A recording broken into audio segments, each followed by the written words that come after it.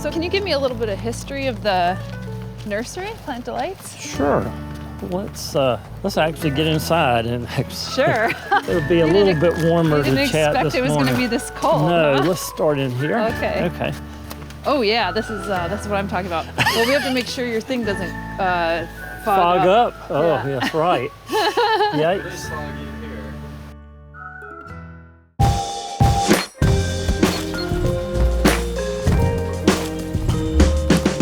We're at Plant Delights Nursery in Raleigh, North Carolina. What makes this nursery different, and how did you go about starting it? Because these are plants that I typically wouldn't see in right. just any old nursery. It came about a long time ago. When I was a kid, about 5 years old, I started buying plants mail order, and I was fascinated with the idea of mail order, that you could be anywhere in the country and get whatever plants that you could not find locally through mail order. So I always had the idea that we wanted to do mail order, and after getting out of school and realizing I didn't know anything about running a nursery, I went to work for the state and learned how to do things like carpentry, plumbing, electricity, all of that. And then after about 16 years, it was like, okay, now it's time to get the nursery started. And we focused on plants that no one else had, because to me as a collector, that's what I'm looking for, is always something that you can't find somewhere else. So that was the fascination, and it's sort of, taken on a life of its own since then. Fascinating, though, that you started at 5 and you were ordering like plants. It's not what a typical 5-year-old would do. I mean, did you pick it up from your parents or your grandparents, or what was it about plants in general?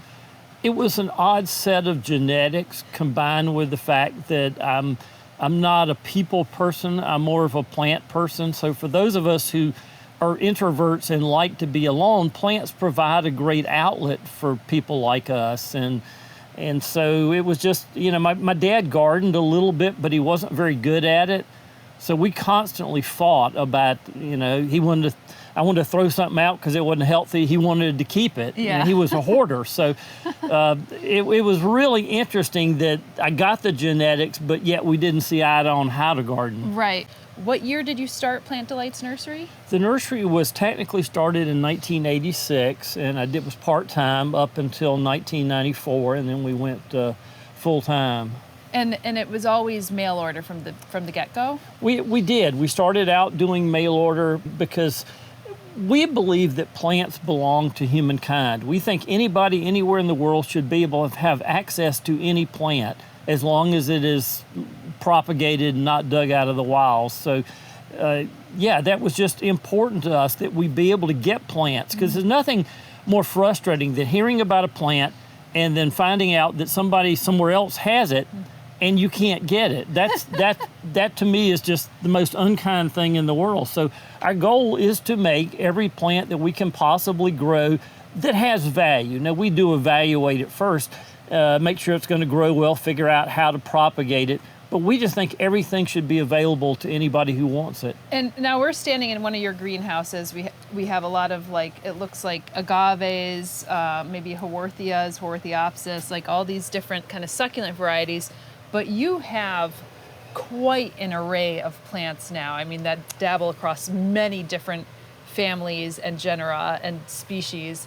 Are these ones that you're growing outdoors here? And what zone are we in now? Is this a zone 7, 8? What is this? Well, we were 7 up until a few weeks ago. Yeah. Then we moved into zone 8. For anybody who doesn't know, the USDA grow map has changed just a couple weeks ago. So it has, and it really hasn't changed what we can grow, because we've been on a warming trend since the 90s. The last year we had at below 0 degrees was 1996. Since then, we've been on a gradual, it's an up and down as weather is, but on a warming trend. So, again, some things that we tried back in the early 90s, we will try again. That definitely has changed. Yeah, I'm sure you've kind of pushed the envelope, because this is in a greenhouse, but can some folks actually grow these? Are some of these cold hardy agaves? I know some agaves I think could push to even zone 5. I think Absolutely, there's some agaves native in zone 5. So we're focusing on 2 things with our agaves. We focus on hardy agaves, number 1, and then variegates, which are appeal to collectors, and those aren't hardy because the variegation typically doesn't produce as much sugars, and because of that, they are less winter hardy. Got it. Yeah, that makes a lot of sense. So those are primarily for houseplant collectors, or people that use them outside, or people in foreign countries that are much warmer. We have a tremendous agave business overseas. So you are actually shipping overseas then? You have phytosanitary certificates that you could send for somebody who is in a completely other country? Yeah, we can ship to any country in the world that's not currently at war with the U.S. Okay. We're gaining a lot of warring countries, unfortunately. They come and go. You know, it was interesting. We had a customer in... policies, I think. We had a customer in Ukraine this spring that sent us a note that said, "Where are my plants? I'm desperate for my plants." And we're like, really? That's all you've got on your mind? So plants are incredibly powerful for people. Yeah. And that's really one of the neat things that social media has done, is been to connect all these people that grow plants. The agave groups that we're on, they'll have anywhere from 5,000 to 10,000 members worldwide. And when you post a new picture, everybody wants it right then. So we have to be inspected. USDA is out here every single week to make sure, and then you have to get, as you said, phytosanitary certificates to send to each country. It's really a lot of trouble, and that's why virtually no nurseries in the U.S. will ship overseas. Yeah. But I'm sure you have a very good inventory here, especially because what we're going to see later too is the botanic garden that you have here as well. But how many species do you have? And I know that you collect a lot of cultivars and actually do hybridization yourself here. So give me the numbers of what... Well, in terms of what we call plant taxa, that's individual different selected plants. We have just over 27,000 in the garden. At any one time, we have 10% of those in propagation in the nursery. So it's an insane number. Logistically, it's a nightmare because a typical nursery might have 50, max 100 plants. It's almost impossible to go over that. And then when you get up into the thousands, it's a niche that most people don't want to be in because it's so complicated. What's your plan for this amount of insanity? How is it going to continue forward? Well, that's a great question. And that's something we really had to face several years ago because I'm officially old now according to the U.S. government. Once you start getting cheap insurance and they start giving you some of your money back, you're now old. Once you're like, you could get the discount at the grocery store. Right, then you're officially old. So I've passed that. So we got looking, what will the future look like? Because we want the collections to continue. We want to be able to continue to get plants to people. So several years ago, we gifted the entire property to North Carolina State University. We said, here's the botanic garden, here's the nursery. They said, great, we'd love to have it, we have no money.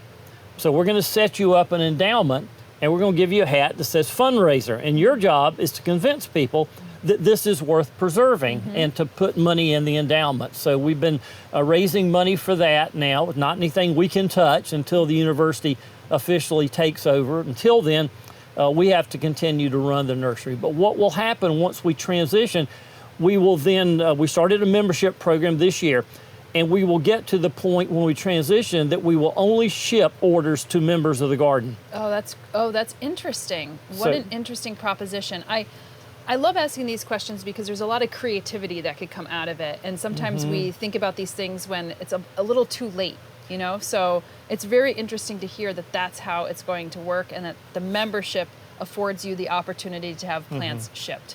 Excellent idea. Yeah, it's all about sustainability. I know that's the popular word now, but we said because nobody's going to come in with the same weird genetics I have or is willing to work for as cheap as I am for as many hours. So we had to be realistic and say, how can we make that model sustainable?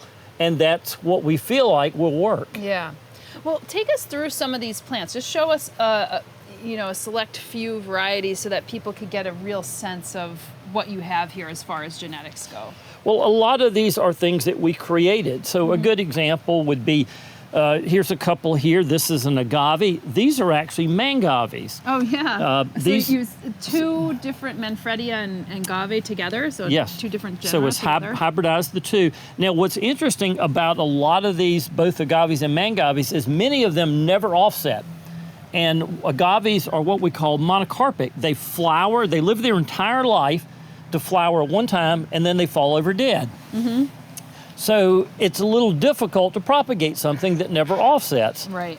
So we came up with a technique where we take a drill bit and we drill right down through the center of the plant. And when we do that, it basically tells the plant you have no more hormones called auxins controlling the buds at the base of each leaf. And all of a sudden, once we destroy its spinal cord, it begins to offset. So these are offsets that you would normally never see in like in an intergeneric cross. With any kind of agave or mangave. And so this one, for example, started... That's crazy. How did you, like, was that like an accident? Or was that like, hey, what happens if we take a drill and do that? Like, you know what I mean? Like, well, it was like, we spent a lot of money on some of these plants, and we've got to get our money back. So how do we do that? Well, we started peeling the leaves back, and we said, oh, look, there's a bud at the base of each leaf. But it never grows. Why? There's only one reason. Auxins are telling it not to grow. Right. So we fed, if we could stop the auxin flow, and so we just basically, we tried a couple ways. We took knives, we do what we call cross-cutting, cut it in 4 sections, and then we tried drilling. And it was just really experiments using the basics knowledge of horticulture. And it turned out it works absolutely fabulous. I guess it's kind of funny because it's just like, you don't think about like mutilating your plants like that initially, you know, unless you're kind of really in the weeds, so to speak. But it does make me wonder, because I see some of those intergeneric crosses like Gasteria and aloe, like Gaster aloes, and a lot of those they'll say like, hey, it won't promote it. There's maybe the seed is not viable or doesn't produce seed or whatever it is, but you're just getting the offsets, which is essentially then the clone of that mother plant, which is now an intergeneric plant. If you didn't do the drill, would it ever produce a flower spike, and are those seeds viable? It would produce a flower. Anytime you do a bigeneric, sterility is going to be greatly reduced. It would be like crossing a human with a chimpanzee and expecting it to have viable offspring. Probably not, and if they did, they probably would be pretty ugly. So typically, now, I'm not saying that can never happen, because we do have a few bigenerics that actually do set seed, but they are highly infertile. I see, And the other interesting thing we've been able to do is to stabilize plants. So for example, on this one, when we first found this was found as a sport, and it only had one little yellow piece and one little yellow piece there. So what we're trying to do is isolate each of these buds and see which of those buds has a double wide edge. So we would drill, and then eventually after 4 or 5 years, we wind up with a stabilized form with a solid edge. So this would have been where it started, was just one little piece. And after, like I say, 4 or 5 years of drill, grow, we get it isolated into something that's genetically stable. Got it. And now we can drill that, and those will be identical, and we throw these away. So it's a long process many times to get what looks to somebody, they don't realize it has taken 5, sometimes 10 years to go from that initial sport to something that's commercial. And then even this is a more cold hardy variety, right? Or do you specialize in everything that could be outdoors here, or do you have things that are even like pushing the boundary here? The only thing that we have that would not be hardy here are the variegated agaves and mangaves. Everything else we do has to be hardy. Okay. We just as a collector, that's one of the things I couldn't turn down. We typically, for houseplants, we try to stay out of that. So should we, do you want to go show some other ones, or do we want to go to a different greenhouse and see other varieties? I mean, these are extremely variegated. I mean, look at these colors. It's like a cucumber color, you know? This is one we name Mostly Ghostly, because in the spring, I mean, in the summer, it's just this almost pure white. Wow. And what's interesting, it has chlorophyll in the leaf, but it has the white overlay. Right. So it still has vigor. Right. So the cellular layers below are actually quite green, but the ones above are just kind of making it a little shallower colored. Exactly. They're stacked. It's really a neat technique. And we find sometimes when the layers are stacked as opposed to beside each other that we actually don't lose winter hardiness. So we have one really interesting one that comes out beautifully variegated all summer, but before winter, it goes back to all blue, and therefore it doesn't lose any winter hardiness. Unbelievable, huh? So it's all about sugar production. Yeah. So Another this is stunning one, yeah. Yeah, so this is sort of an interesting thing we found in the Mangaves, is that the purple all comes from the Manfreda parent, and it normally comes as speckling. But what happened here, the patterns, the speckling, isolated into an edge. Right. We've never seen that happen. This is very weird. That it's almost like a designer plant. It is. I mean, it's unbelievable, and the color. Yeah. Like, the thing is, you just never know what you're going to get. So this was a sport off of something that was an intergeneric cross? Yes, correct. Okay.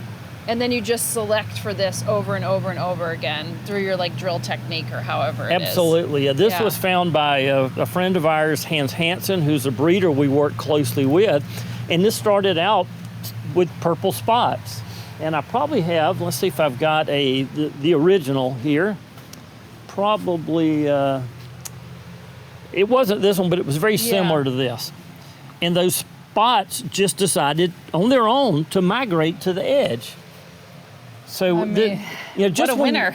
Just when you think you understand plants, they do something that you've never seen before. Well, that was interesting. Thank you for... Yeah. Well, now, some plants will obviously have like an edge of... Like, I'm even thinking some philodendrons, they sometimes have that edge of pink or red around the edge. Is there a benefit to that? Do we know any kind of do we have any other understandings of why, like, some of those anthocyanins or whatever color is happening in those plants are going to the edge? Maybe because chlorophyll is too costly and it doesn't need to be on the edge of a leaf? Or in this case, we don't know. There has to be a reason. Something happened in the plant that it felt like there was a need. There's always a need. We just don't always know what it is. Exactly. Now, some plants may mutate to something that's not advantageous. And generally in the wild, they would die out. So if you had a green plant that mutated, variegated in the wild, that's going to be selected against because it's going to be either less vigorous, it's going to be more prone to something else, it's going to be less attractive to insects. And so those mutants in the wild will eventually die out. They're not going to continue. It's weird because like that's a lot of the stuff that people like, and so we select for it. But we do that in the human population too. We do. So, it's just kind of a weird thing. Now, just out of a curiosity, another 30,000-foot approach. I mean, obviously you've had your eyes on plants for quite some time now. And how do you go about collecting? I'm sure you have like these collectors networks. You're always looking for new stuff. A lot of our plants actually start in the wild, obviously. So what's your process? Well, we've done 100 trips worldwide collecting. So we started back in the mid-90s. We've been to a lot of countries. We've done a lot of trips right here in the U.S. There's still new species to be found every day. We've published several new species. We've got a lot more in the garden right now. New species within a couple hours of here. They're just sitting there. So it's just a matter of getting out, finding those plants, then bringing them back. And when you've grown as many as we have, you pretty much, when you see something, it's a new species. And that's pretty cool. What are some of the favorite places that you like to actually go see plants? Oh, my goodness. They're all great. I mean, every place is so unique. I'm just as happy to go a mile down the road and go out in the woods as I am to go to the other side of the world. So, we write up all of our foreign trips online on our website, jlbg.org. So people, if they want to see what it's like, we do a daily diary with photos, and you can sort of get an idea of, I'd like to do that, or, oh my gosh, I will never want to do that again after reading what it's like. Well, obviously cultivars are a big thing here. Talk about like the importance of maybe even, or if this is something that you do or focus on, the importance of actually providing plants and propagating plants from a conservation perspective as well. Because like a lot of the plants might be maybe not in the wild as much anymore, but actually propagating them and spreading the wealth out there could have a role. Yeah, we have evolved through the years. We started out initially just to collect plants, and then once we started traveling, we realized that plants are endangered all over the world. Current numbers, 36.5% of the world's flora is endangered or threatened. That's that's over 100,000 plants. And that's not even counting the ones that haven't been discovered yet. So we really switched our focus to become more of an ex situ plant conservation garden. We think conserving plants in the wild themselves only is not the best approach because the climate is changing. It's fascinating how you've got a lot of people who still believe it's all about we must preserve them in the wild, we must not propagate them off-site, and that makes no sense because plants are going extinct at this alarming rate. So we believe in gathering propagation material from the wild and propagating it. And for us, the rarer a plant is, the more critical it is that we propagate. We're sort of at odds with some of the other ex situ conservation gardens because there are a few that propagate, but then they won't share. They believe that the rarer a plant is, you should keep it out of the hands of the unclean masses. It's only up to academia to hold on to that and study that, but they should never go to normal people. And we believe the opposite. We believe that everybody should have a role in plant conservation. Yeah, we've had some really interesting stories from botanic gardens, some botanic gardens who share it out to the unclean masses, as you had said, and they were grateful that they did because a hurricane comes through or this or that, and the plants are wrecked, and they're like, we don't have any more of that variety. But then because they had shared it to other people in their places, they actually had that. Or another great example is when we went to Thailand and they were mass propagating a lot of cycads, which, cycas is obviously, and all the adjoining genera are highly endangered. And they were able to get these plants out, propagate them into landscape plants so that people would stop trading them at such a kind of crazy level. So there's a lot of great examples out there that when you combine, kind of this commercial-based approach with this conservation-based, it's like consumer-powered conservation to a certain extent. Exactly. Yeah. It is, but yet that's still a very small minority of the conservation gardens that believe in sharing. They really have got lawyers involved now, and if you want things from the majority of gardens in the U.S., you have to sign papers that you will never share them. Yeah. And that is the antithesis of what we need to be doing. Well, show us some more. Should we go and see other things other than the agave? Sure, just because people will be like, that's an agave nursery. Absolutely. And you're more than that. Yeah. Might be some of the reasons that these gardens are not willing to share. Well, okay, couple reasons. Yeah. One, they believe that there is a magic, perfect time in the history of the world that should always be preserved forever. They believe nature is static. And the fact is, nature is not static, never has been static. So that's one. The other is they get lots of grant money to go study rare plants in the wild. And they're afraid that if plants get propagated and spread around and commercialized, they won't be able to get the grant money. So as with so many things, follow the money. So let's see, let's walk into one of our research houses up here. So this is one of our research houses. So these are all pitcher plants. Excuse me, not pitcher. Jack in the pulpit, sorry. But it's still cool. Look how they start out. You wouldn't think that they were Exactly. Yeah. There's virtually no one growing Jack in the pulpits for sale from seed. And you have not just a species, you have lots of different types of pulpits from all over. We do. Yeah. We do, absolutely. And that's what I love about your thing, because it's like shopping it's like a kid going to a candy store, quite literally, and you're like, oh my God, I want the Swedish fish, I want this and that. But you have an array of plants within that taxa or group. It's pretty phenomenal. Again, commercial nurseries they want to go out and call the wholesaler, and I want this, some of this, some of this, some of this. It takes much more work to bring the plant in, trial the plant, then figure out how to propagate it, then get the photographs, and then write a description of something that nobody's ever described before. Right. So it's much easier. So this is, again, no sane person would try something this complicated. Look how beautiful this is. The structure of this is so cool? Architectural. This is a mangave called Praying Hands. Oh, it is just so gorgeous. Yeah, it's pretty cool stuff. Yeah. So this is where all the seed are raised. So these would be transplanted, grown off once we have something we feel like we can do from seed. Most of our stuff is clonal, but a few things come Look at true these little from seed. bulbils. Like, what are Yeah. these officially called? These are seed of spider lilies. Oh wow! Look This at is that. the genus Hymenocallis. So This is not hardy to our zone, unfortunately. So. there are some Hymenocallis 5, that would be 6? fine. Yeah, absolutely. Okay, not this one though. Let's see. This is Occidentalis. Yes, Yeah, that actually maybe would that be would hardy yeah. for you. That Hey. actually would.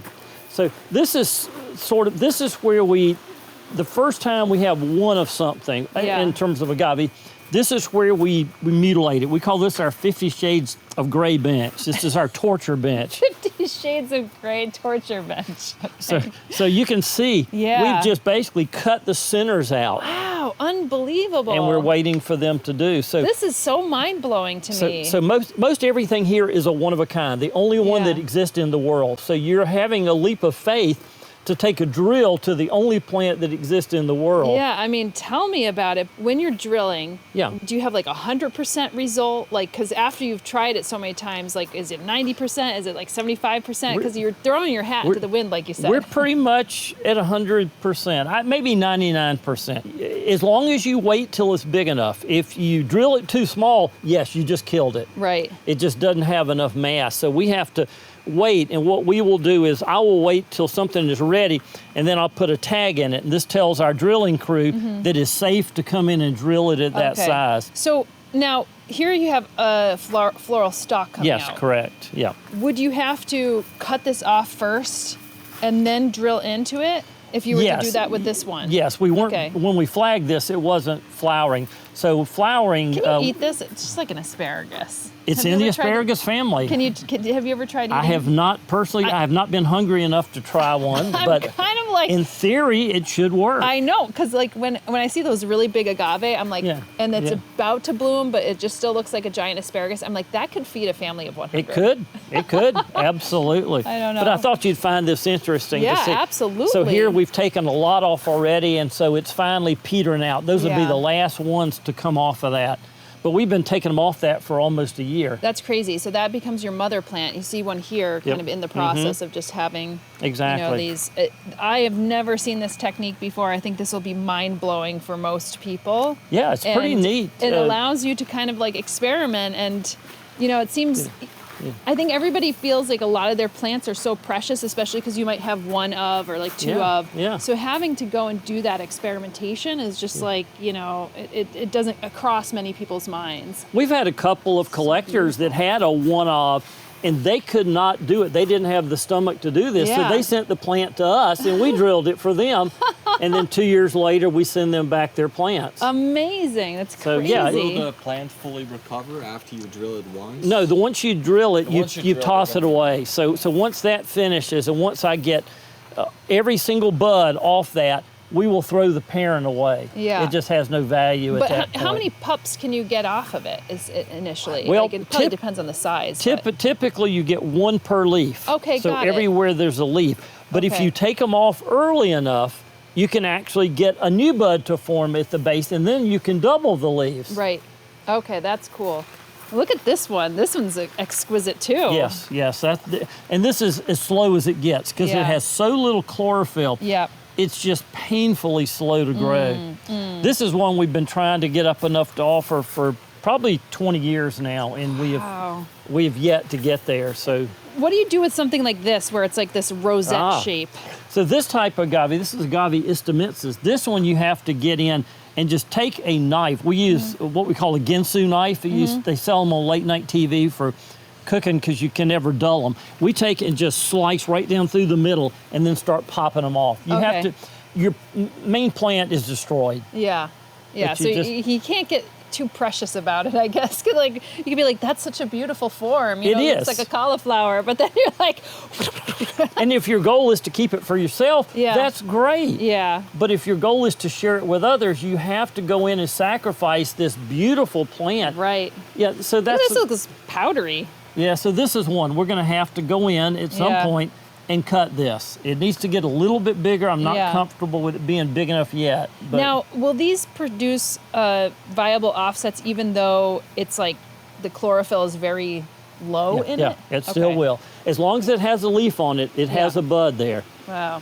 Yeah, this one right beside it, this will give you an example. This is one that's going to have to be cut soon. Yeah. This, if you ever find it online for sale, it's going to run anywhere between $10,000 and $12,000 a plant. Wow, Agave utahensis, Utahensis. variation utahensis. Yeah. Okay. That's just beyond rare. Yeah. So I've got to let it get just a little larger, and then we're going to go in and hope we hope it's not in that 1% that we lose. It's so funny because it looks like one of those variegated spider plants. It does, doesn't it? Isn't that cool? But it's like a really curly Q, and what is it? Just an agave oka huada snow glow. Oh, that's a different one. Okay. This is the. This one. Now this is an interesting plant. Paleo agave bracteosa. Okay. This was an agave up till 2 weeks ago. And a paper published, it said, hey, these 3 agaves that we thought were agaves, we've done DNA and they're not actually agaves. Interesting. So it became a new genus called a paleo agave. Now, did they call it a paleo agave because it was before the agave on like the taxonomic tree? Yes, okay. yes. It came out early on, like 6.1 million years ago. It was the first thing to evolve into what then later became agaves. Well, what's interesting though is it's kind of like the moss. It always stayed moss, but like, you know, this one decided to stay as is, and then his agave brothers and sisters went forth. They went off and evolved in different ways, Yeah. which often happens. So where do these come from? Where do they hail This hail particular from? species is from the hills around Monterrey, Mexico. Okay. I've seen this one in the wild, about 8,000 feet up. It hangs off the cliffs. Wow. And it's one of the few agaves that has no spines. Yeah. Are there any specific like groups that you feel like plant delight? I mean, obviously agave seems like something that you specialize in, but are there particular groups that you feel like we are like masters in or we really specialize in? Quite a few, actually. And what was interesting is they've been reorganizing the plant families. Almost everything we specialize in got moved into the asparagus family. So agaves, hostas, Solomon seal, asparagus, all these, everything kept being moved into Asparagaceae. And we're like, well, that's pretty cool. So I guess that's our number one family now. Yeah. I'm tempted to like want to eat an agave now because even hostas they collect in Japan for like they're edible. Food. Yeah, absolutely. Exactly. So I have no doubt they would be edible. Tasty is another thing. Yeah, that's the other thing. I would put it out and see if the deer eat it. And if the deer lips wrap around it and they don't keel over, then maybe I'll It's probably I'll good. Okay. All right. All right. Well, let's go into another house. Okay. I just thought you'd find this interesting. Yeah, look at these amorphophallus This right here. is amorphophallus. This is titanium. This is the giant one. Yeah. That is flowered twice for us. We've sold over 1,100 of those, probably more than, I guess, any other nursery around. And Unreal. And when they flower, the flower's just beyond crazy. We used to have a huge amorphophallus collection, but just because of time, we gave away all the tropicals except for these few and Got it. focused on the hardy stuff now.